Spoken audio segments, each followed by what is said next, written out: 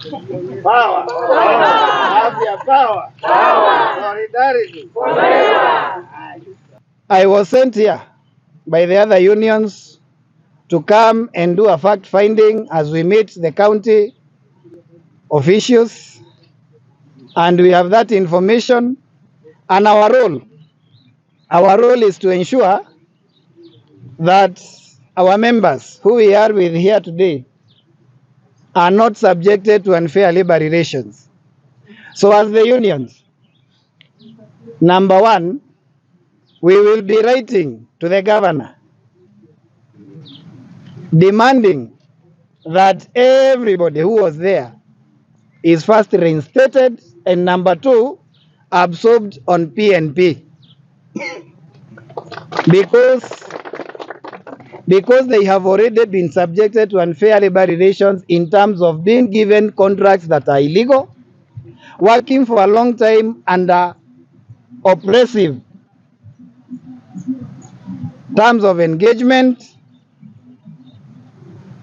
and the fact that even when they were there was still a dire shortage of health workers.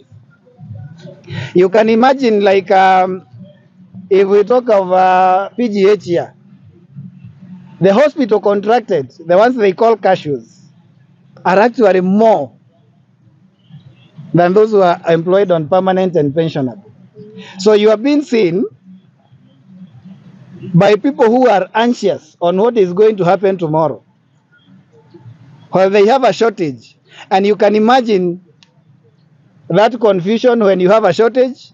So you have fatigue, and then you have anxiety because you don't know if tomorrow you'll be told not to report back to work because you are basically a casual laborer. We are treating medics as if they are casuals, and what that means is that going forward,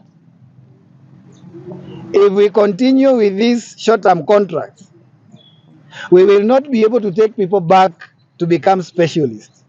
I can assure you, if this issue of contracts is going to take root, in 10 to 20 years, when the consultants that you know are going to retire, you will go to Tanzania or to Uganda to get a gynecologist, to get a surgeon, because there is no county that is going to take somebody back to specialize when your contract is 3 years, and your specialty requires more than 3 years for you to be able to specialize. So we must be able to strategize as a nation on where we want to go to. I think our president, under the plan, had provided very well that we did the universal health coverage, which simply means health is brought nearer to where you are. And he now said that I want to move from universal health coverage to universal health care, which means now we don't just want to know that health services are near you, we also want to know the quality of those services that are near you. There is no way you are going to get these quality services if you are not going to have people who are going to stay at work for many years, gain experience and specialize so that they can be able to be better in their trade. And that is what is now happening. So let me say that it's very unfortunate what is happening here. And I can say without doubt that these workers have been subjected to unfair termination in the context of Employment Act, the Labor Relation, and even the Public Service Commission Act, and that even the contracts that are being given are irregular. And as the unions, we are going to take all the necessary measures to ensure that our members enjoy their rights, and we are not going to spare anything.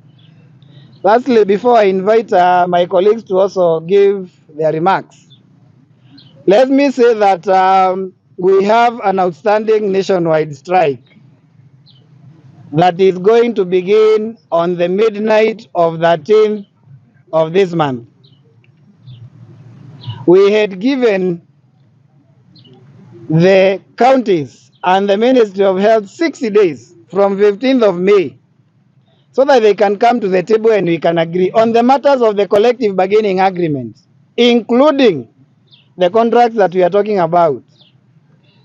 For all that time, we have not seen any engagement. They have not even responded to our letters.